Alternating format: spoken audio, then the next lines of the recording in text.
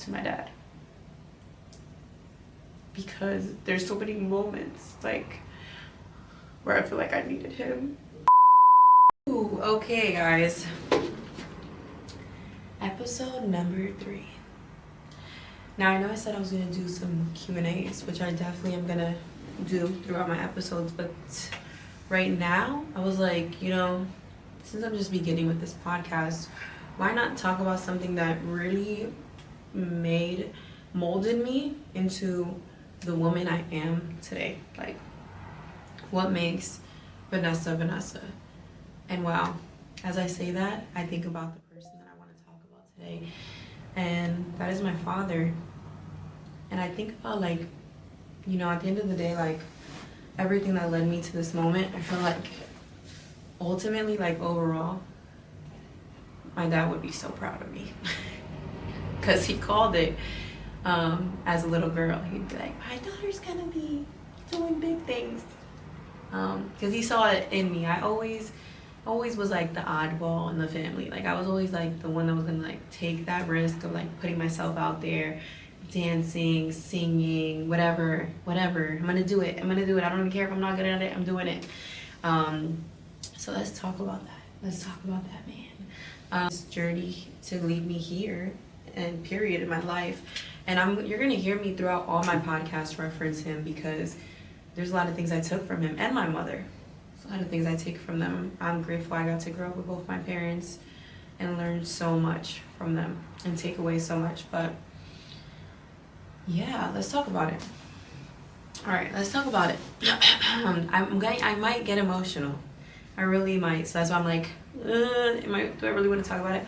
But let's go deeper. And maybe this might need a part 2, because let's see how I can get this across. So I am the baby of my 2 brothers and my older sister. I am the baby. So growing up as a baby, my dad used to adore me, sing the song, "You are my sunshine, my only sunshine." And he sang it to all of us, honestly. But, you know, I just remember that. You are so beautiful to me all the time. And you know what that did to me as a kid? That boosted my self-esteem to an all-time high. I grew up knowing I was beautiful. I grew up knowing I was destined for great things, because my dad would tell me every single day, to the point where my brothers would hear it. And when I would come home from school, my brothers were with their friends, and they'd be like, "Oh, who's that?" or whatever. He'd be like, "Oh, that's my sister. She's gonna be famous one day." Because my dad used to like put that on me, not on me, but he used to like think so highly of me. Like, this is my baby. She's gonna do so much in her life. Like, and it really impacted me. It really impacted me. And then it really impacted me when he wasn't here anymore. So for me, growing up as a little girl, I remember even being 4 years old, and my dad was really, really sick. Like, most of my life, like, as I look back and like, now that I'm older and I can remember, I'm like, wow, my dad was always sick. My dad was always in and out of the hospital, or always had to take medicine. Always was taking something every single day for whatever he was going through. He was diabetic. You know, he had hepatitis C. It was like a lot of things he had. And you know, as a kid, if you never seen your dad healthy and you only see your dad sick, that's the only way you know them. And even though my dad was sick, he would still go to the beach every day. He would still like do the things that he needed to do. And this is another thing about my father that like literally ignited hustle into me. Is like, you know, once he was considered that like he can't work no more, right? I forgot what that's called, like when you're not able to work no more, disabled. That didn't stop him. That did not stop that man. My mom, of course, you know, picked it up, went to work, was working 2 jobs, was working 3 jobs at a time, was freaking, you know, working doubles in the hospital. She was doing a lot. And, you know, because of that situation. But that didn't stop my dad. I remember like going to the beach, and it wasn't like, oh, we went to the beach and it was just a beach day. No, like before we went to the beach, we would go to the supermarket. He would get water, soda, all types of things, and he would put it in the cooler and he would sell it. So I always knew my dad as a hustler, because he wasn't gonna go home empty-handed, or he wasn't gonna go to the beach, like driving to the beach, the tolls, the gas, and not make his money back and more. You know, like, and there had to be a purpose. Like, it wouldn't make sense to just go for fun. Like, there needed to be money made. So imagine seeing that at such a young age. I was like, oh, my dad's a hustler, right? Even though at that time it was embarrassing. Like, my dad's out here selling soda and water, dollar, like saying that, and it would like not be embarrassing, but I'd be like, you know, like, I don't want to do that. I don't want to be saying that. But now as I'm older, I'm like, bruh, me, I can literally probably sell you anything. If it came down to it and I didn't have $1 in my pocket, I will sell the pen on the table right now, you know, like, and I got that from my mom and my father. And yeah, we would go to the beach every weekend, and I'd bring my friends, and my brothers would come and they'd bring their friends, and it was like we bonded through that moment. And that time my dad, that was like his thing, and then also he would make money. So it was such a cool experience to see that, because I feel like that is something that I took from him and I used in my adulthood. And then, like, as I said, he was sick and he was playing paddleball. Sick. To the point where my mom had to actually give him a kidney when I was 4 years old, because his kidney was failing. It was either my dad was going to pass away or my mom was going to give him this kidney. So my mom gave him a kidney, and my dad lived another, what, if I was 4, another 10 years, right? 10, 11 years.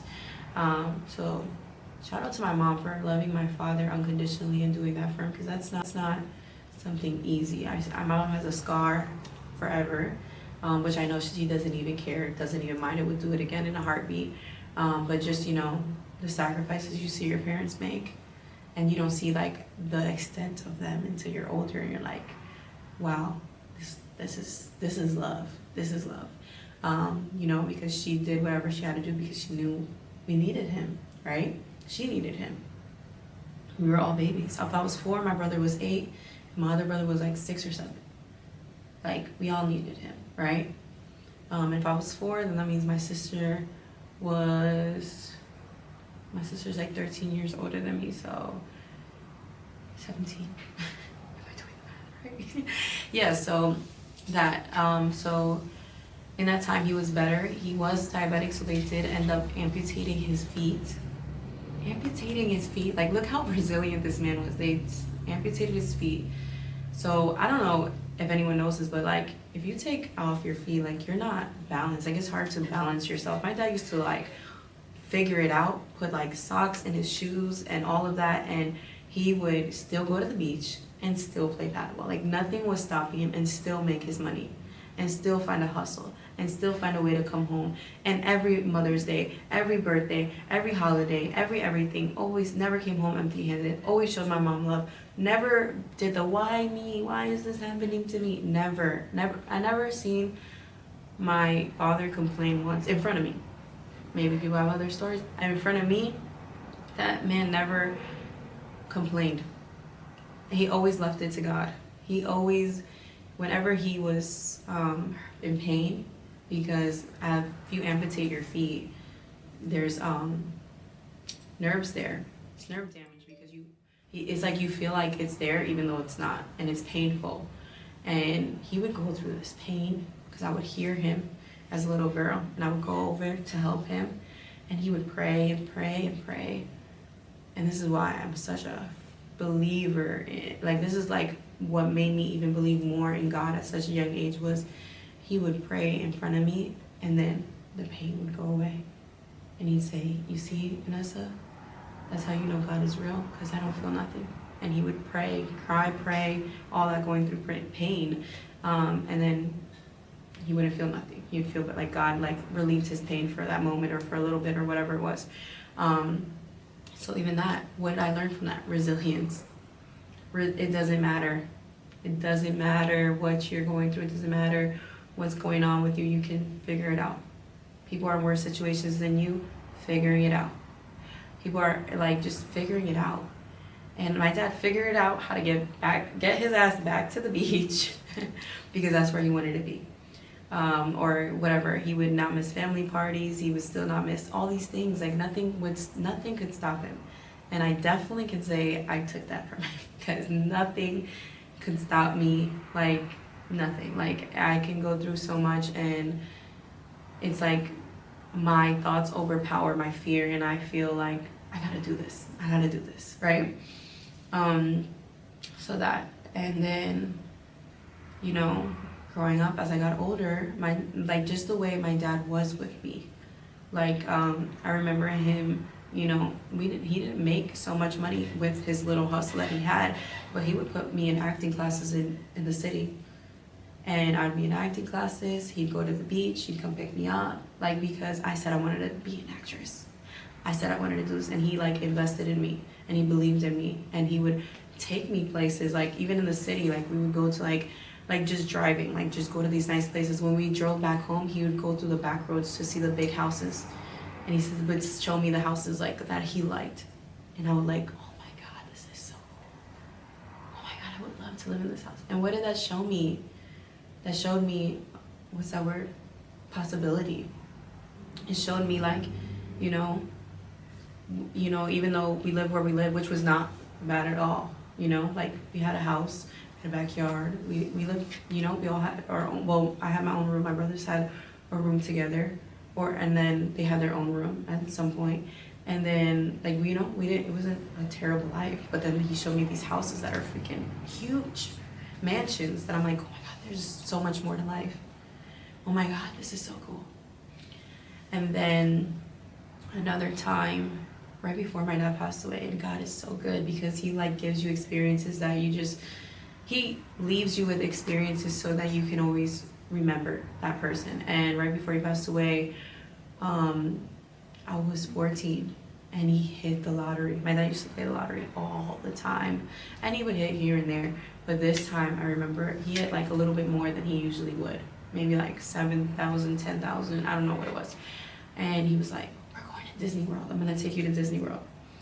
And I'm telling you guys, me and my dad were the only ones that were like spontaneous. Like today, you could wake me up today and be like, Vanessa, we're out to Africa, and I'm out.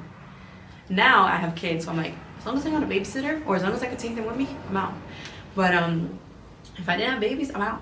I'm gone like the wind. I don't care. Like, let's go, freak it, like wing it. Like I'm okay with that. And my brothers are, I wouldn't say are like so much like the winging. My brother Anthony, he's like that now, but at that time they both said no to going to Disney World. My mom obviously said no, she was working, and it was just me and him, and he's like, all right, we're going. And we took a road trip from New York to Disney World, just me and him. Mind you, I was 14, I didn't know how to drive, so there was moments where he was falling asleep, and he's like, just hold the steering wheel. But it's like, if you're ever driving from New York to Florida, it's just a straight road. So I have these memories that I'm gonna live with forever with him that are so great. Like, you know, it was just a lot, right? And we went I have a lot of family in Florida, from like literally the beginning of Florida to all the way to Miami. So we literally traveled through Florida, seeing our family, staying with them. Like, it was like a month. Like, literally, I was out there for a month with my dad. Like, how beautiful was that? And it's crazy because your body, like, and that's gonna be another podcast, the way my body reacts to things. Like, it wasn't like these things traumatized me, but it was like such special moments with my dad that sometimes, like, now that I'm talking, I think about it and I'm like, wow, I totally forgot about this moment, because it's not painful, but it just hurts to know like that person's not here. And like, damn, like we experienced that together. Like, that was like a me and him trip, and we just traveled seeing our family. And that's one thing, like family, like that's another thing instilled with me with my father's family. Like, your family's so important. Like, showing up to those parties, you know, making it happen no matter what. Just giving your cousin, your aunt, this person a hug, it matters. It helps, it heals. Like, I haven't seen my grandma, like, after my dad passed away in so long, that when I did see her, it really did do something for me. and my aunts. It really, like, you know, that's a piece of my dad. So like this, his sisters, his mother, like it really did something for me where I just immediately cried, like, because I knew like this is exactly where he would want me to be right now. Yeah. So yeah, traveling, we went to Disney World. I remember he even brought one of my cousins so she could be with me, because my dad, look at this. We went on a road trip to Disney World. We're in Disney. My dad's in a wheelchair. And me, 14 years old, so used to seeing my dad sick and in pain and all these things, that was normal to me. Him being in a wheelchair was not abnormal to me. I did not once think to ask my dad, hey, are you feeling okay? Or, hey, how are you? Because he always made it look so damn easy. He always made it look so normal. And that is something I also took from him, is that I can go through real life shit and I will still show up. I will still do my hair, I'll still get pretty, I'll still do all these things, and I will make it look so easy when it really, in reality, that shit is not easy. But I'm so resilient that I'm gonna get past it, right? So, yeah, that's something else that I've learned. And then we went to Disney, we had like the time of our lives, so much fun. And now, what else? Now we're after Disney, we you know, stayed at my aunt's house in Miami. We did so much, and then we came back home, and it was like the best. And then literally, I remember my mom like telling me one day, like sitting me down, which she never does, and saying, you know, I wanted to tell you, I'm gonna cry. I'm gonna tell you something. Your father has cancer. We don't know how long he's gonna live. 14, I'm 14. I didn't know how to, I looked at her like, because me and my dad had this like thing, or I'm like, why wouldn't he tell me that? Like we're like, he tells me everything type of thing. Like that's how I felt. Obviously he doesn't tell me everything, I'm a child. And he obviously has that bond with my mom, of course. But you know, as a child, you're like, that's my dad, that's my dad, that's my mom, that's mine, you know? So when she told me that, I immediately, like instantly, got up and went right into my dad's room. He's laying down watching TV. And I started crying. I said, and I remember this so vividly, I said, why is mom saying that you have cancer and that you don't know how long you're going to make it? He's like, I don't know why your mom would say that, because I don't know why your mom would say that, because I'm not going anywhere. And he went on to say, like, one day you're gonna get married. I'm gonna be walking you down that aisle. And all these things. And I really, like, right when he said that, immediately, 14 years old, seeing my dad overcome everything he went through, immediately tears dried up. And I was like, oh, okay, cool. Like, he said it when I was 4. He said it, you know, as I got older, he said it, and then he's saying it now. I believe him. He's not gonna go anywhere. He said it, you know? And then it's like, as a kid, you don't realize, like right now, if that was the case and this is what I was going through, I'd spend as much time with my dad as I could. But because I was 14 and I thought my dad wasn't gonna go anywhere, I, you know, just kept living my life as a 14-year-old would, you know, chilling with my friends, doing this, hanging out, doing this. And then it started to hit me when my dad didn't remember who I was. And this is like not, you know, years later. This is like within a couple of weeks. He didn't remember my name. He would call me J-Lo, which was so funny because like that was like the joke in my family, is that they would call me J-Lo because of my body. And so he would say that, and like he genuinely thought that, like he did not call me by my name or say that I was his daughter. And he just started to forget, stopped eating, you know. And shout out to my mom, who really, like, she was working in the medical field, so instead of leaving him in the hospital, she took him home. Like he could have just stayed in the hospital. They would have just left him to stay in the hospital, but my mom is such a strong woman that she said, no, I'm taking him home. She brought him home. She had my brother's room at the time. She turned it into his room and like had everything set up so he could be comfortable. And she, every day, morning and night, taking care of him, being there for him, you know, just being like always there for him, to the point where like she knew like things were going downhill, and she told my sister to come down, and we're like all around him. And you know, I watched my dad like literally pass away like a couple times, and my mom just kept giving him CPR and reviving him. And I think that's when my dad knew like my mom wasn't gonna let him go like that. Like she wasn't gonna like in front of her face let him go. And mind you, I'm 14, so it means my brother's like 18, my other brother's like 16, 17. My sister is, I can't do the math, guys. She was like 29 maybe, I think 30. And we're just holding hands all around him, and we're crying, like sobbing, because we see him like lose his breath, and then she brings it back. And then, you know, at the end of that moment, he was still alive, you know. And I remember it wasn't until I left the house, it was 4th of July, I used the opportunity that my dad was sick, because I'm a little young bitch and I didn't know what the circumstances were. And I used the opportunity that my dad wasn't good, because if my dad was alive, I wouldn't be going nowhere. I wouldn't be allowed out. But because, you know, my mom was more of like the lenient one, she's like, yeah, you can sleep over your friend's house. You know, no, she was like, you can go out for 4th of July. So I went out with one of my friends. And my other brothers were out too for 4th of July. And then my mom was home, and she said that she was so tired that she said she was gonna lay down for like 5 minutes. She ended up laying down for like the whole night, and when she woke up, my dad was no longer here.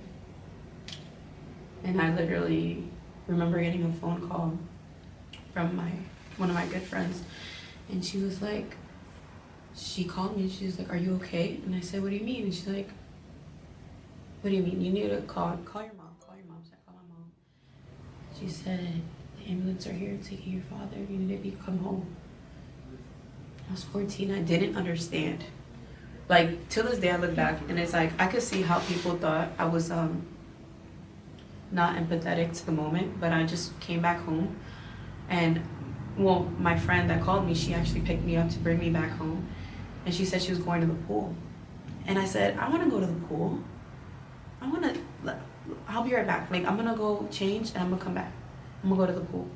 That's what I said. So I go out, I see my dad's not there, but this is trauma. This is real trauma. Like, you're so programmed. Like, I thought, no, my dad told me he's not going anywhere. He's not going anywhere. That's it. He's not going anywhere. So what are we talking about? So when I came, my mom's like sad, my brothers are sad, and I'm like literally grabbed the bag, put stuff in it, I think. Or I told them, oh, they were like, where are you going? I was like, oh, I'm going to the pool with Sarah. And my brother's like, what the fuck is wrong with you? Like, literally, like, he was like disgusted in me. And I'll never forget that look. And I was like, what do you mean? He's like, are you serious? Like, dad just died. Like, and I was just like, oh, I guess I can't go to the pool. That's how I took it. Because, and I kid you not, the next few days, I had dreams that my dad was gonna walk through the door. So, and then when his funeral came, till this day, I feel like my trauma response is I completely forget. Like, it completely like leaves my mind. Like, not forget, it's like my body blocks it out, because I don't even remember my dad's funeral. That's how much it affected me. And even now, my adult years, every boyfriend I've ever had, anyone that's ever close to me, has literally probably heard me cry out to my dad. Because there's so many moments, like, where I feel like I needed him, or I feel like he wasn't there, or I feel like, oh, if my dad was here right now, he'd be hugging me and telling me how beautiful I am. So, yeah, it's like, it was hard. It is still hard. For anyone dealing with a loss, it like literally doesn't get easier. It does not get easier. You just get better. You learn how to live. And now I'm reaching a point where I am 27 years old, and my dad passed away when I was 15. So I think like, damn, one day I'm gonna live longer than I had him. You know what I'm saying? Like, I was with him for 15 years, so once I turned 31, I already lived longer than I had my father, and it bothers me. because I feel like it's not fair. Yeah, I feel like it's not fair, but damn, like, look at everything he taught me in those 15 years. Look at all that in those 15 years, what I was able to take from that and like lead into my life today and be the woman I am today. It also affected me though, which is going to be another podcast, and how it affected me with like people I chose in my life. Because honestly, if my father was still here today, I probably wouldn't choose the people that I like, the men that I've chosen in my life. I probably wouldn't have chose them, because my dad was such a, you deserve the best. You deserve the best. You deserve to be treated like a princess. If you're not happy, like, you know, like the things that was just constantly instilled in me. You're beautiful, you're strong, you're gonna be amazing, you're gonna do big things, you're a princess, you're this, you're that, like, and then like getting flowers and getting treated like that princess treatment, you know. So when it was gone, it was hard. No one there to tell me I'm beautiful anymore. Does that mean I'm not beautiful anymore? So many questions you start questioning. No one was there to tell me I'm gonna be the greatest person in the world. So am I? You know, question it. But thank God for my dad's resilience, that he instilled in me that I am, and my mom's resilience dealing with that. Because right after my mom lost her best friend, her husband, she also lost her little brother, you know, 3 months later. So I always like admire my mom for getting through that, which is crazy because she tells me I got her through that. And that will be another podcast on how I got my mom through that at 15 years old, with a simple sentence that like just was a switch. But yeah, guys, dealing with that loss really affected me, but also inspired me, and also I take it with me till this day. And I remember, last story, I remember when I was younger, before my dad passed away, I remember one of my friends, she her mom said that her father passed away, like, and she was like crying one day in the house, and I was like, why are you crying? And she was like, because my father passed away. I'm like, oh, when did he pass away? And she was like, at that time she was like almost like 15 or 20 years ago. And I was like, oh my God, and you still miss him? And she looked at me, mind you, I'm a little girl, I was probably 12, 13, and she looked at me and she was like, of course I miss him, like almost like disrespectfully, like, girl, of course I miss this man, it's my father. And in my head I'm like, but it's been so long, how can you still miss somebody? And I never forgot that, because it literally popped in my head when I lost my father. And I was like, oh my God, 20 years are gonna pass and I'm gonna miss him the same way I missed him if it was like the first day. And I'll always, like, I remember telling her that like later on in life, I told her like about that story. And I said like how unsensitive I was to you, because I just didn't go through it to understand you on that level. Like, oh shit, like, it don't matter if, even me, one day I'm gonna be 90 years old, I will still probably cry out for my father. And I'm telling you guys, like, I sometimes get into moments, especially like, I don't know what it is, like when I've lived with boyfriends, they've seen it firsthand where I've like literally sobbed because I feel him, or I do something that reminds me of him, or I miss him. And they just hug me, like they don't even know what to do because they haven't experienced that. But they, you know, they console me, and they've always been there in that moment to be like, you know, he likes to say the right things. But I still to this day miss him, like if it was the first day. And I know now, like at that time I was so young to even comprehend. And if it happened at this time in my life, I would spend every single day with this man. I'd be looking up different remedies. I'd be freaking holistic. We'd be doing whatever the hell we can do just to make him live one day longer, you know? But at that time, it wasn't the case, and everything happens for a reason, and I'm so grateful for that man, for where I am today. So guys, I'm gonna close this episode out. I hope you guys took something from this. Make sure to follow me on my Instagram at Veebadest_beauty, TikTok Veebadest_beauty, YouTube Veebadest. Make sure to send me a message of any questions, or if I've helped you in any way, or anything you want me to touch on that you feel like maybe I didn't touch on today. Love y'all. See ya.